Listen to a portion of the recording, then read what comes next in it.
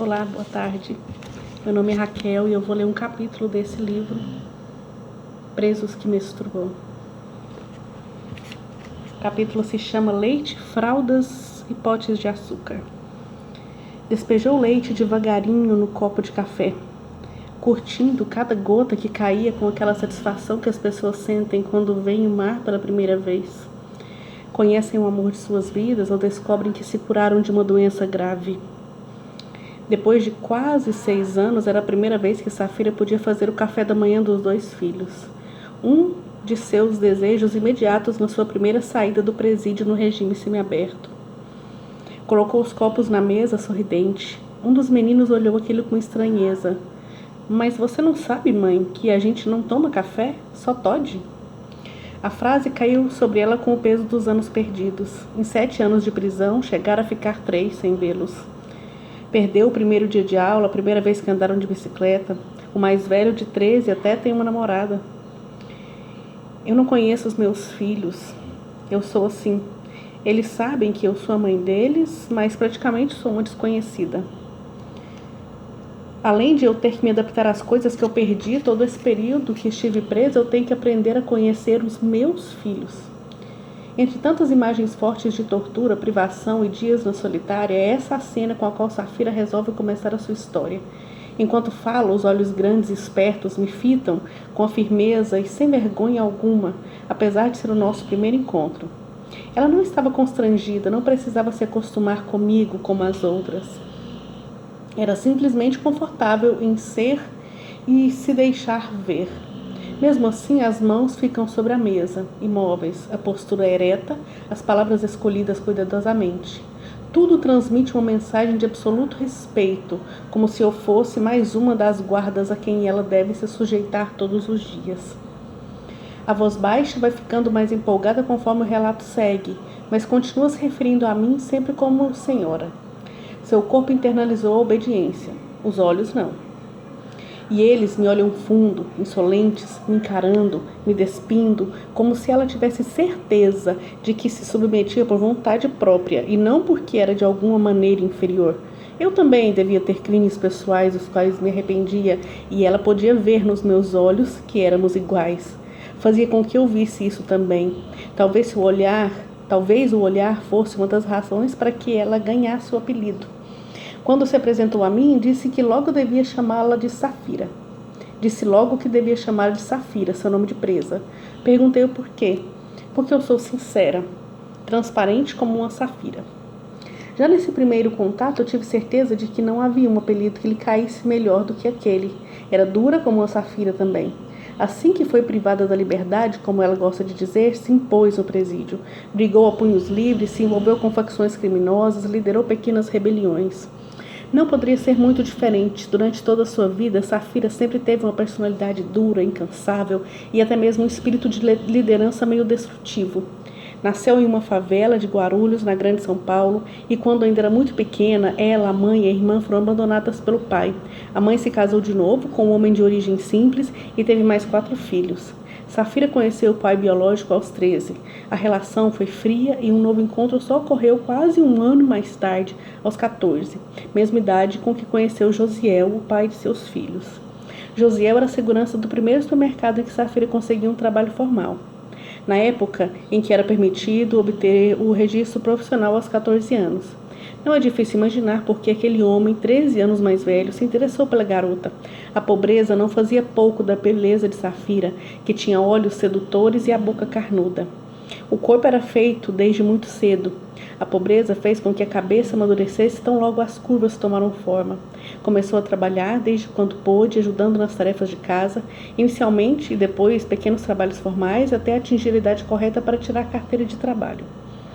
Safira sempre sentiu certa responsabilidade pelos irmãos mais novos e não conseguiu imaginar-se chegando em casa para comer sem ter pago, ao menos em parte, a refeição.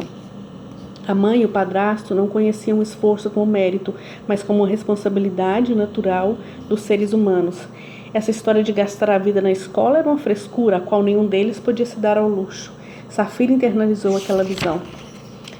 de mundo, aquela visão de mundo. Largou a escola aos 14 anos e se convenceu de que as pessoas batalhadoras, com esforço suficiente, sempre chegariam onde quisessem. Com ela não seria diferente.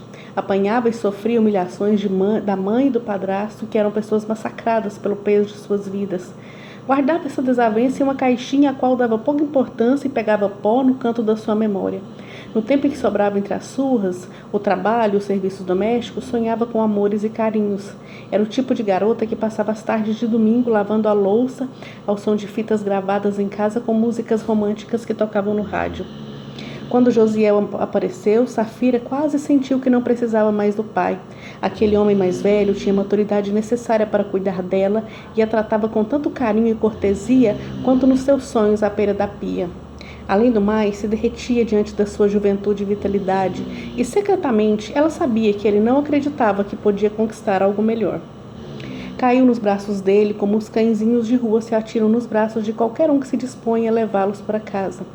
Se era segurança, deduziu, estava na categoria de pessoas batalhadoras que idealizava.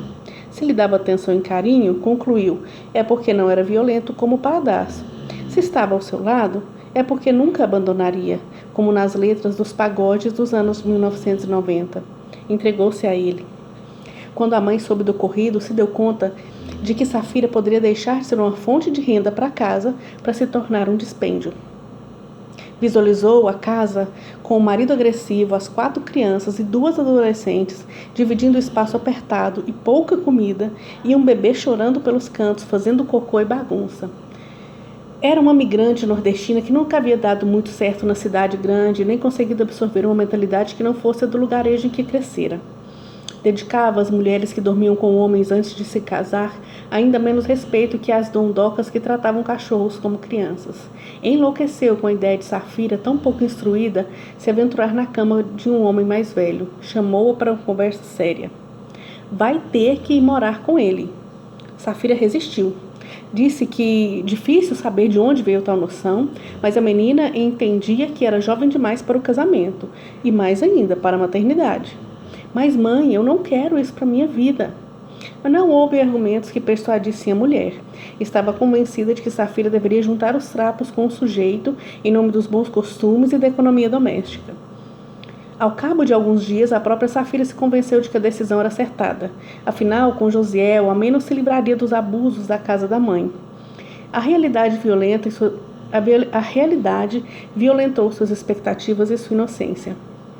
Safira acabou procurando exatamente o tipo de homem que reproduzia o lar no qual ela tinha crescido. Na primeira vez em que ele acertou com um tapa na cara, 3 meses após a mudança, Safira ainda era uma menina.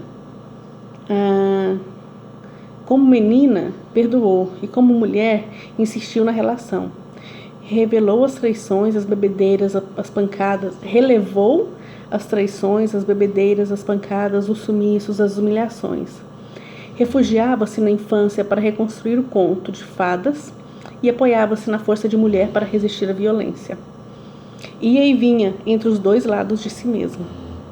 2 anos depois, porém, nasceu seu primeiro filho, Pedro, e a menina foi-se de vez.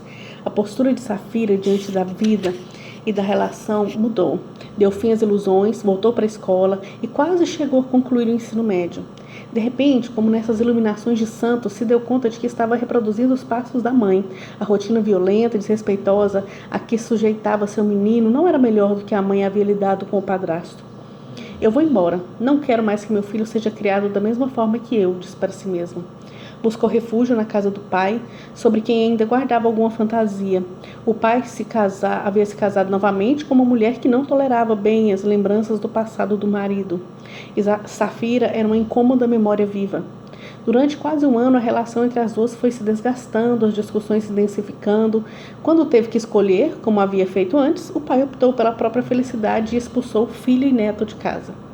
Com Pedro no colo, 18 anos recém-completados, sem emprego, Safira entrou em colapso emocional. Foi acolhida por uma amiga, depois outra, de casa em casa, emprego em emprego. O salário era pouco, o favor dos amigos estava sempre para acabar. Claro, havia experimentado a liberdade de uma juventude que nunca tivera, conhecer pessoas, frequentar festas. Será que ela não havia mudado? Será que não podia recomeçar e fazer tudo diferente? Não sabe até hoje se foi esperança ou desespero que a fez bater na porta da casa do ex-marido. Tudo vai mudar, Josiel. Vamos juntos à igreja, vamos se apoiar em Deus, vamos reconstruir aquele amor. Josiel assentiu. Talvez a antiga suspeita fosse correta, talvez ele não pudesse mesmo conseguir nada melhor do que ela. Fizeram conforme o planejado, buscaram uma comunidade evangélica, planejaram uma gravidez e tiveram João, mais um filho de nome bíblico. Mas nem fé nem filho puderam jogar Safira de novo na velha inocência tolerante. Havia de fato amadurecido, e Josiel não havia mudado nada. Ela ruminava ideias de deixá-lo quando, certa manhã, Pedro aproximou-se dela com um porta-retrato em mãos. Olha, mãe, o que achei no quarto do pai? Quem é essa? Era a foto de outra mulher. Ela pegou o retrato, foi até o marido com os olhos marejados e disse: Você nem esperou sair de casa? Não quer levar sua vida? Ele respondeu: Ter liberdade? Então você que sabe. Eu que não vou ficar sozinho. Pegou os 2 filhos no colo e saiu sem destino outra vez. Contentou-se em alugar um barraquinho simples que lhe custaria R$120 por mês.